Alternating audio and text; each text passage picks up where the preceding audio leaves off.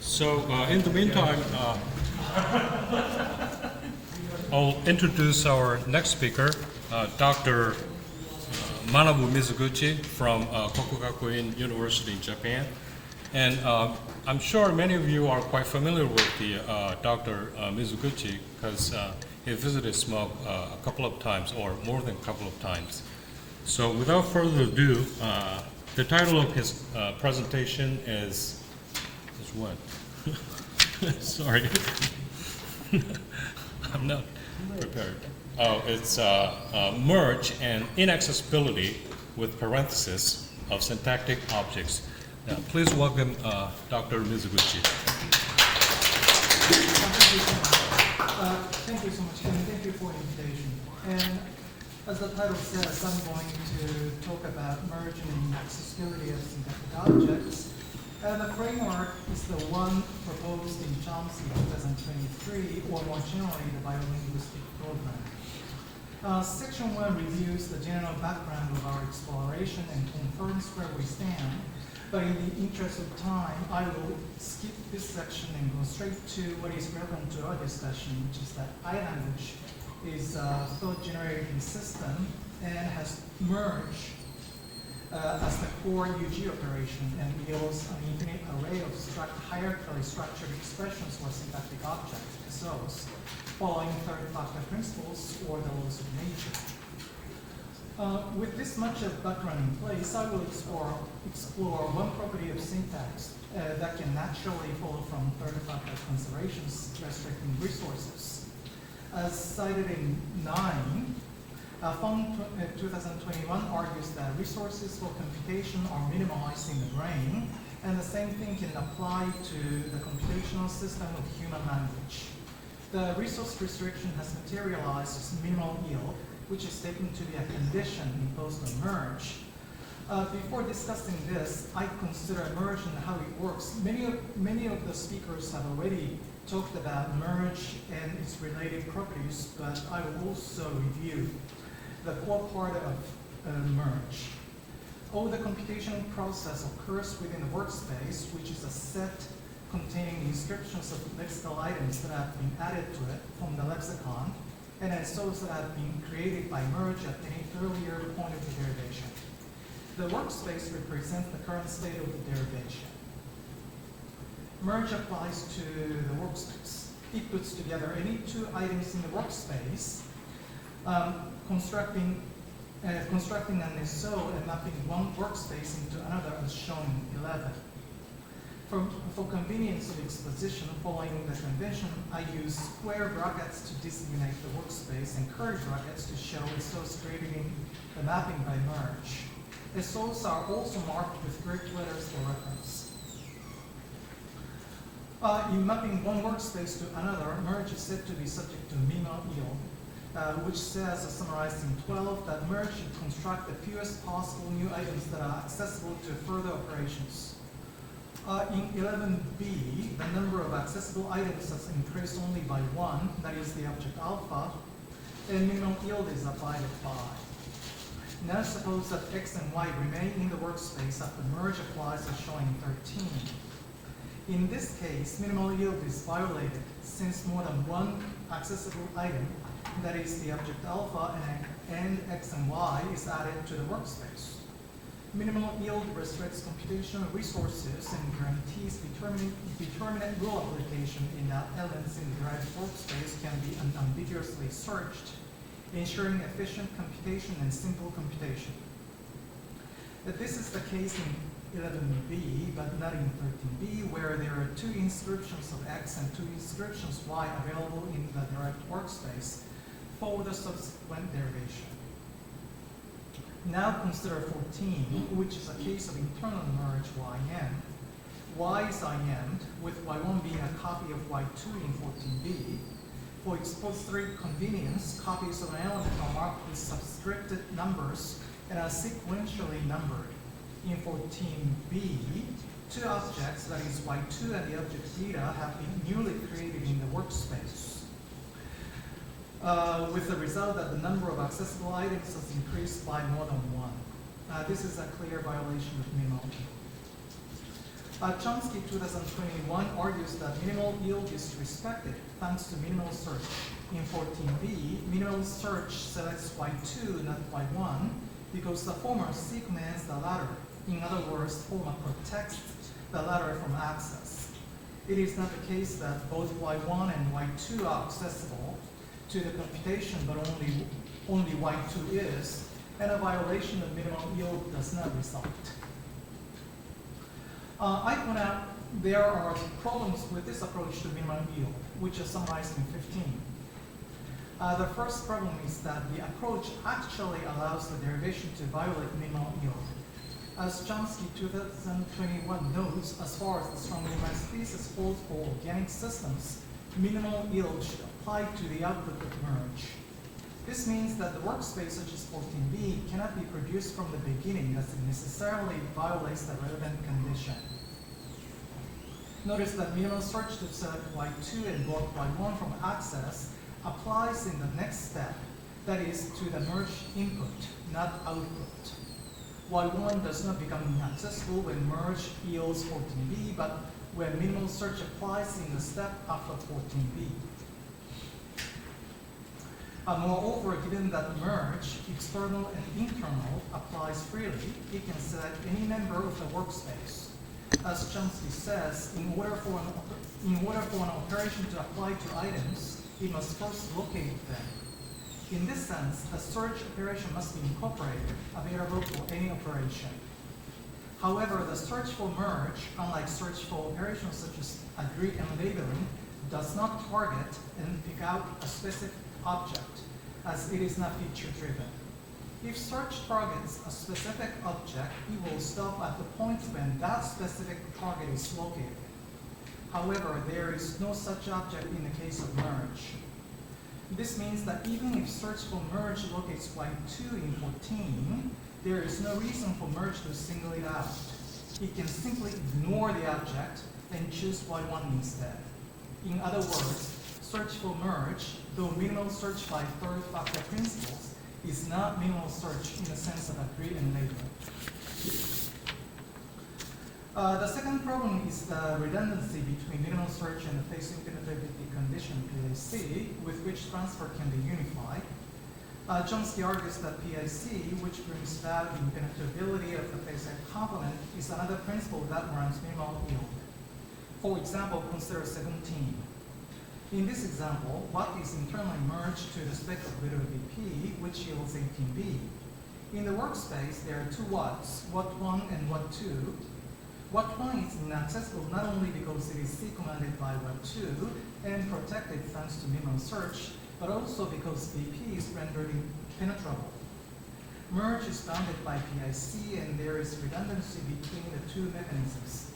If redundancy implies that something is wrong with the theory, it should not be the case that minimal search and PIC are both relevant to the satisfaction of minimal yield. In addition to these problems, there is an empirical problem as well.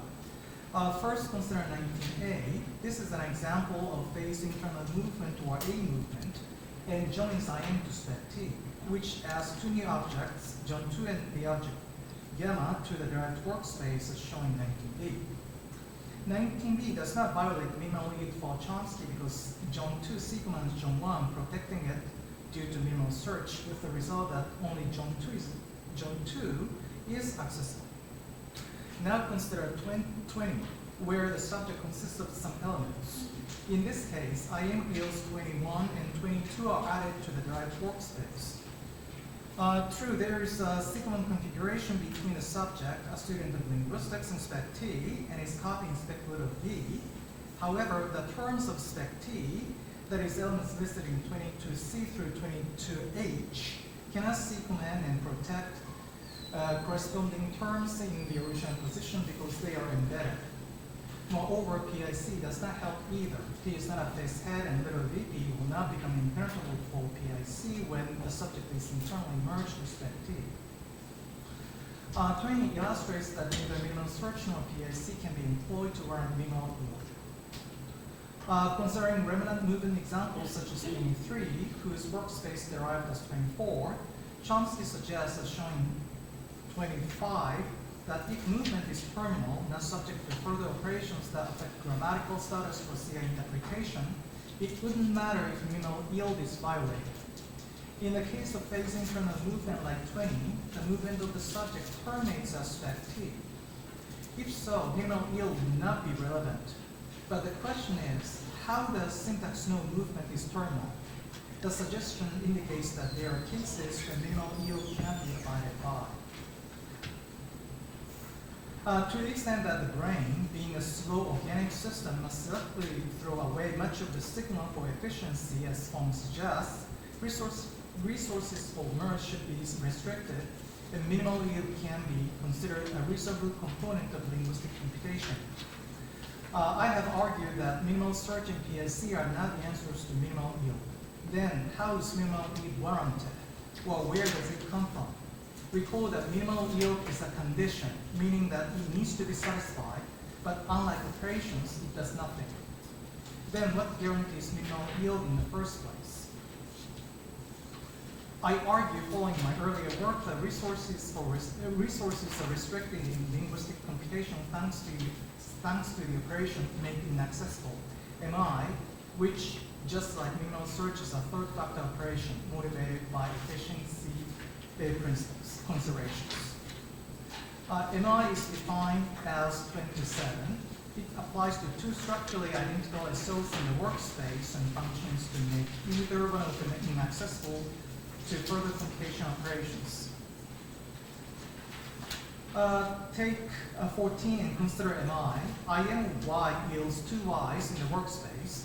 Since Y1 and Y2 are structurally identical, MI can apply to either one of the two Ys to render it inaccessible.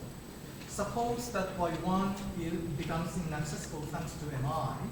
For the purpose of exposition, elements made inaccessible are marked in an outline typeface, which is very difficult to see in the header, but no worries about it. Though Y2 and the object beta are yielded, Y1 becomes inaccessible thanks to MI. The resultant workspace for the output of merge 28 has only one new accessible object, that is beta, added to it, satisfying minimal yield. As we have seen, MI deduces the condition of minimal yield, selectively throwing away resources for computation. Minimal yield in phase internal movement can also be taken care of by MI. Recall 21, which poses a problem to minimal yield in that neither minimal search nor PIC transfer can be employed to make a lower copy inaccessible. This problem can be fixed. As in 14, MI of the subject creates two structurally identical objects in the workspace. Though the subject 2 and gamma are created, one of the subjects, say the subject 1, turns inaccessible given MI, with the result that only gamma is added as a new accessible object as the output of merge, which satisfies minimal yield. Neither minimal search nor PIC transfer is required for minimal yield. Besides minimal yield in the case of IM, MI also explains why the output of EM satisfies minimal yield. It has been argued that EM as well as IM creates copies when it applies. In 11, repeated here, when EM applies to 11A, a copy of X and a copy of Y are created, and 31A is produced in the process. The copies are then merged, which generates 31B. However, 11B emerges as the output of EM instead of 31B, which, according to Chomsky, follows as a consequence of minimal yield. But the question is, how is the outcome possible? How can the other X and the other Y, unlike in the case of IM, be removed from the derived workspace? Deletion is not a possible choice. I contend that this is due to MI. In 31B, 2X and 2Ys are structurally identical SOs in the workspace, and either X and either Y can be subject to MI, rendered inaccessible. Under the proposal here, the output of EM is not 11B, but 32B, where copies remain, being simply inaccessible and unavailable for further computation. The output of merge, whether it is due to IM or EM, leads to minimal yield thanks to MI. In the rest of this section, I will discuss one instantiation of MI. Chomsky 2023 argues, contrary to what has been proposed in the literature, that the bar movement is a one-time shift to the first lowest space edge, where an IM element is segregated for causal thought from the proportional thought constructed by EM and becomes boxed, that is inaccessible to the subsequent derivation, with there being no successive cyclic movement. A segregated element in the face edge is consulted by the face head at each phase, which instructs CI in externalization. To see this, consider the derivation of 17, which is shown in 33. A segregated element is put in a box for convenience, and irrelevant details are omitted. A segregation or inaccessibility of what 2 follows if it is subject to MI instead of what 1. Recall that MI makes either one of the 2 structurally identical elements inaccessible. Under the proposal here, segregation for causal thought, as shown in 2034, is the result of MI applying to an element IM to the first lowest space edge and making it inaccessible. MI can deduce segregation of an element that is IM to the first lowest space edge. On the other hand, under Chomsky's proposal, segregation or inaccessibility of an element IM to the first lowest space edge is simply stipulated. To recap, I have proposed a third factor operation making accessible MI, thanks to which the output of merge, both IM and EM, restricts resources for the subsequent derivation, satisfying minimal yield. Given this proposal, merge works with minimal search to select items in the workspace, and it works with MI to add only one new accessible element in the derived workspace. The input to merge and the output of merge are both constrained by third factor operations, minimal search and MI respectively. I have argued that minimal yield results from MI. Given the proposal, PIC transfer can and should go away. Both MI and PIC transfer make a certain object inaccessible to further operations, especially merge. Also, recall that PIC transfer is another principle that warrants minimal yield. As said, the redundancy between MI and PIC transfer in warranting minimal yield suggests that either one of them is wrong for the purpose of restricting resources. I will argue that PIC transfer are not the mechanisms of linguistic computation and that minimal yield is ensured by MI alone. As regards PIC, there is evidence showing that operations other than merge, say agree, are not constrained by PIC, which suggests that the domain of a phase is indeed accessible. Then if merge is constrained, it is not PIC but something else that constrains the operation. Moreover, it is simply stipulated that the domain of a phase is inaccessible. Why is only the domain of a phase inaccessible and not the whole phase? These questions need to be answered if PIC is in place. As for transfer, it is now considered that there may not be interface levels mediating between computation and outside systems such as CI and externalization. Instead, access by CI and externalization can take place at any stage of the computation, which in 2022 and 2024 dubs dynamic access. Given dynamic access, there is no need or reason to postulate transfer in the grammar and its cyclic application, which is favorable given that the operation is laden with problems as discussed in Shin. All these arguments show that the redundancy between MI and PIC transfer in warranting minimal yield should be removed by saying goodbye to PIC and transfer. As noted, PIC transfer is based on a number of speculations. On the other hand, MI can be considered a third factor operation that restricts resources for the faculty of language, part of a slow brain. Besides, MI for minimal yield explains why operations other than merge are immune to PIC transfer. And now PIC transfer is gone and merge is constrained and minimal yield is guaranteed only by MI. I recall from 27 that MI applied to two structurally identical objects in the workspace can make either one of them inaccessible. In the schematic derivation illustration 39, where x1 and x2 are structurally identical objects in the workspace, either one can be subject to MI to ensure minimal yield. Which one is rendered inaccessible is computationally free, which I argue follows from independent considerations. In order to consider this, we need to revisit the notion of phase. Given that merge is constrained only by MI, the derivation will in principle be possible across phases, not being phase by phase. If it is not constrained by phases, the question is, what are phases for? I argue that phases are only for interpretation, not for the derivation. Details of the proposal are given in 40, especially 40B.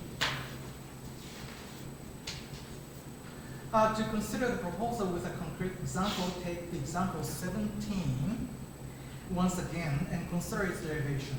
At one point, I am what yields 41, where what 1 and what 2 are structurally identical objects in the workspace. These two whats are structurally identical inscriptions in a sequence configuration sharing the same interpretation and forming a chain relation. A chain relation created is the one in 42A, since what 1 is in a theta position while what 2 is not. Suppose that the object in 42A constitutes a phase. Then the relation in this phase must be stable across all phases, given 40B. Now consider the next stage of the derivation. Given 27, MI can apply to either one to satisfy minimal yield. Suppose that in outputting 41, the computation applies MI to what 1, making it inaccessible. What is interpreted in the matrix clause? I assume that a direct phrase takes scope over clause it is in, instead of being consulted by a phase tag. Hence, what is IM to the matrix clause? In the next phase, what 2 is subject to IM, and is IM from a theta bar position to a theta bar position, which creates a chain 42B. I assume, contrary to Chomsky, that IM from a theta bar position is possible in principle. Notice that the chain created here is different from the one created in 42A. This violates 40B. As shown in 42, if what 1 or a lower copy is made inaccessible by MI, a violation of 40B will result and leads to ill-formed interpretation. Consider the case where what 2 or higher copy is made inaccessible by MI. The chain created in the lowest phase is the same as the one in 42A.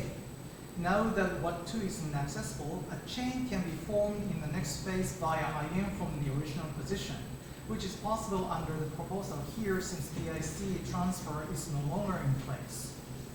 Notice that in 43B, what 1 is IM from a theta position to a theta bar position. This chain is the same as the one created in 43A. As illustrated, the same chain is created in the third and fourth phases. In 43, unlike in 42, a chain relation in a phase is stable across all phases, satisfying phasing stability, 40B. As discussed, which one of the two structurally identical objects is made inaccessible by MI, though computationally free, follows from interpretation at CI. Notice that IM, though it need not be phase by phase in the absence of PSE transfer, ends up being phase by phase due to CI requirements for 40. It also follows from 40 that MI from a theta bar position is not possible in 41. Now consider phase internal movements such as 44. It has been argued that the subject, John, is IM to spec T. As regards this spec position, Chomsky 2023 says that along with its VP counterpart, it is not a theta structure, but is related to secondary semantic roles. Based on this, I assume 46, which says that spec T is a secondary theta position, forming an extended theta structure with a theta position as in the controlled construction, in the sense that each of the elements forming a copy pair is theta marked. With 46 in place, a relation or a chain created in 44 is illustrated in 47 with either one of the two Johns, say John 2, rendered inaccessible by MI. Now consider 48, where John is IM into the matrix clause. Suppose that face has C and little v are merged in the derivation. Then, in order to satisfy 40b, IM will end up being face by face. But unlike in the case of 17, whether MI makes a higher or lower copy inaccessible, or whether IM is from a higher or lower position, the derivation can satisfy 40b since the chain created in the face is stable across all phases. As illustrated in 49 and 50, as illustrated in 49 and 50, compare the derivations with 42 and 43. With these discussions in mind, let us discuss 51, a case of a bar movement of the subject. Suppose, as has been argued, that the subject is IM to spec T and spec C. This will result in 52, where two chains are created, which are given in 53. However, notice that the chains are of different kinds and that mixed chains are yielded.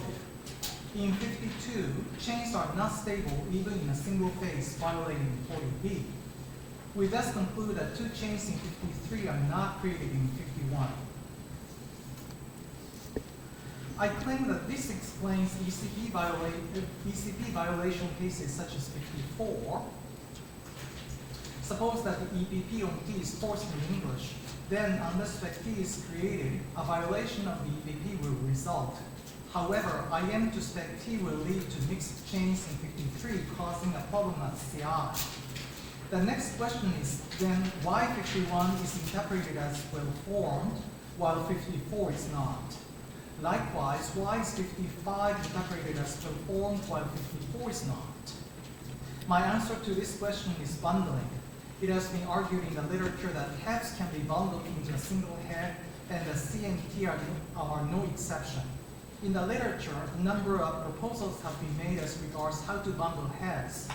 In this talk, based on Maran's 2013, I assume that merge is relevant to word formation as well as to structure building, which is reasonable given that the notion of structure is relevant to words as well. I argue following Nobrega and others that roots can be externally pair-merged to their category heads, which idea is explored in a number of works in the literature, including mine. In examples such as 51 and 55, T, a root, is externally pair-merged to C, its category head, which creates a bundled head in 59. In the process of word formation, 59 is then put into the workspace and is available for computation. The derivation will be 60 for 51 and 55 instead of 52. Notice that the problem of EPP does not arise because there is no T. Furthermore, a relation or chain created in the face is only a theta bar to theta chain. This satisfies 40b in 51 and also in 55 if foo 3 is rendered inaccessible by MI and the derivation proceeds as illustrated in 43. The absence of spec T in such a bar movement is empirically endorsed by examples such as 51 through 53. These examples show that IM to spec C leads to morphological forms of the verb distinct from those when IM is to spec T. If the subject is IM to spec T in addition to spec C, it will be expected that the same morphological forms will emerge in subject to bar movement. Assuming that structural positions are crucial to morphological forms, we can say that the subject is IM to structurally distinct positions in A in a bar movement. Skipping spec T in subject to bar movement, discussed in the literature, C64 follows from 40. In the interest of time, I have to skip the rest of the discussion. Unfortunately, there are other consequences as well, but I have to skip it, unfortunately. Sorry for the missed time management. And finally, to wrap up the discussion in section 5, conclusions. In this talk, I first proposed, based on my earlier work, that there is third factor operation for making accessible MI. thanks to MI, minimal yield is ensured and strictly Markovian nature of merge follows. Given this proposal, merge works with minimal structure set items in the workspace and it works with MI to add only one new accessible element in the derived workspace. The input to merge and the output of merge are both constrained by third-factor operations. I also argue that PIC transfer can and should be eliminated, proposing that phase works for CI interpretation but not for the computation. I have shown that phase stability explains the well-focusedness of relations created by IM. Okay, I have to stop here, so that's all for my talk. Thank you. So I think we only have like 5 minutes for questions, comments. So please turn on your mic or raise your hand, please. Yeah, this was question.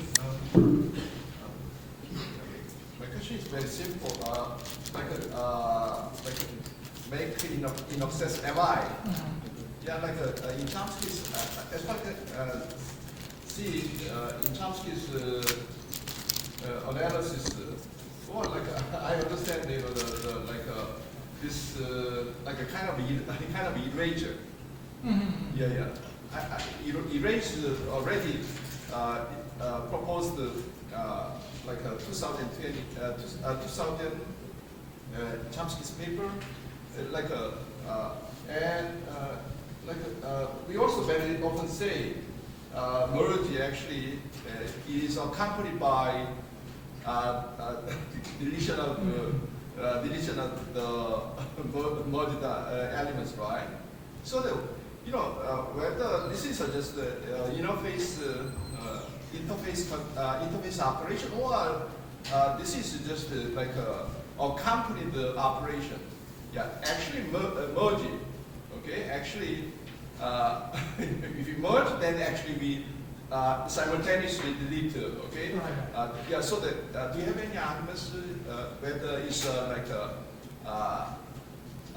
whether just as you propose interface condition, interface operation, or like a CI, I'm sorry, just the computation operation? Oh, I have been thinking that MI is a computation operation. So it is a third factor operation and it is contingent on merge. So it applies when merge applies. But then you say that there is a CI operations, something like that, right? Oh, you mean Like for a 40B or?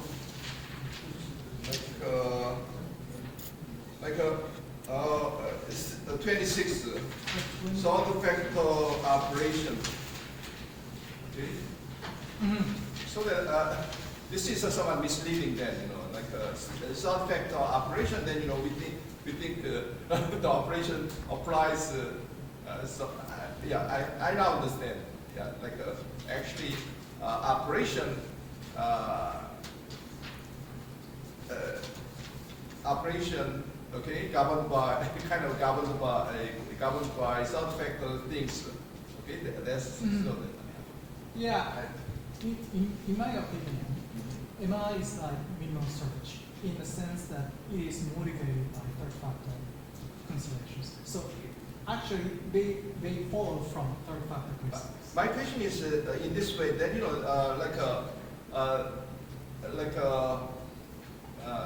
you describe this one as a third factor operation.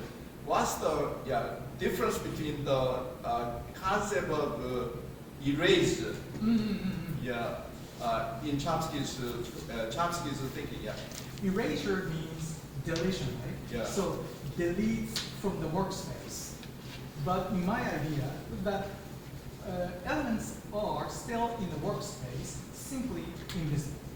So there are elements in the workspace, and once elements are put Recording in progress. once the elements are put into the workspace, it remains in the workspace for the rest of the derivation. But if the merge applies to these elements, MI applies, and either one of them becomes inaccessible.